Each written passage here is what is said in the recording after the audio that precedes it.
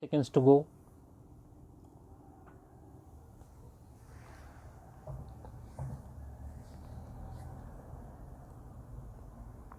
Start. However, when it came to filing of return of income,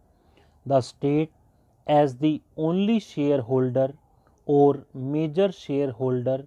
in this type of undertakings exercise control over it and shift profits by appropriating the whole of the surplus or a part of it by way of taxes, fee, or similar such appropriations. It is submitted that this resulted in erosion of profits in the hands of state government undertakings, leading to lesser payment of taxes, since these appropriations by the respective states from their state government undertakings were accounted for as allowable expenditure under section 40A, and these undertakings claimed deduction of the same from the income earned, therefore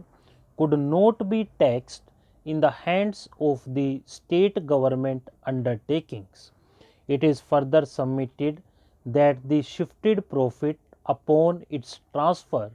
went into the consolidated fund of the states, and on this basis constitutional protection under Article 289 were claimed, as a result of which these amounts could neither be taxed in the hands of the state government undertakings nor in the hands of the respective states. Precisely, the underlined spirit in bringing out the said amendment by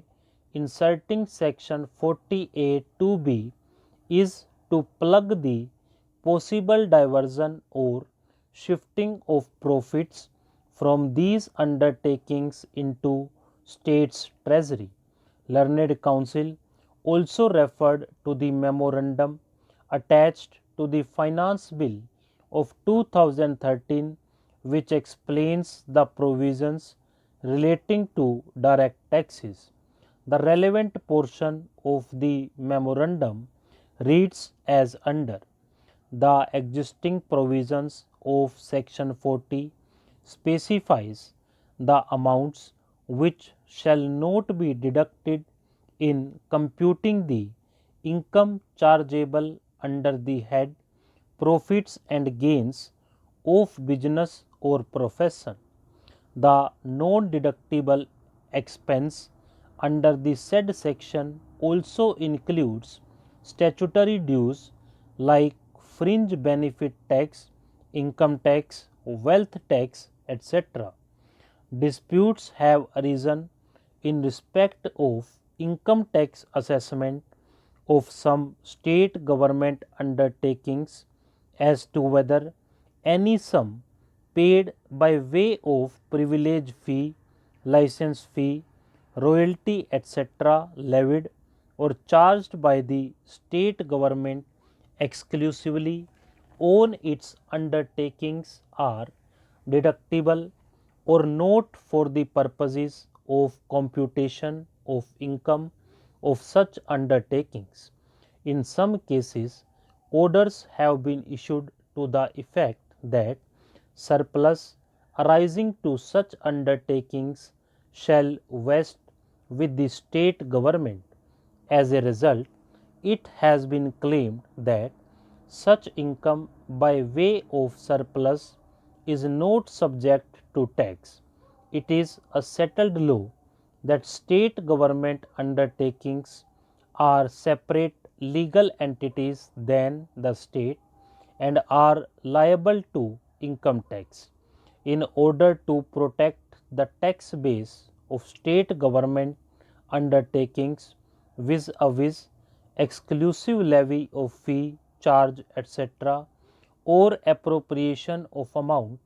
by the state governments from its undertakings, it is proposed to amend Section 40 of the Income Tax Act to provide that any amount paid by way of fee, charge, etc., which is levied exclusively on, or any amount appropriated directly or indirectly from a state government undertaking by the state government shall not be allowed as deduction for the purposes of computation of income of such undertakings under the head profits and gains of business or profession. Stop.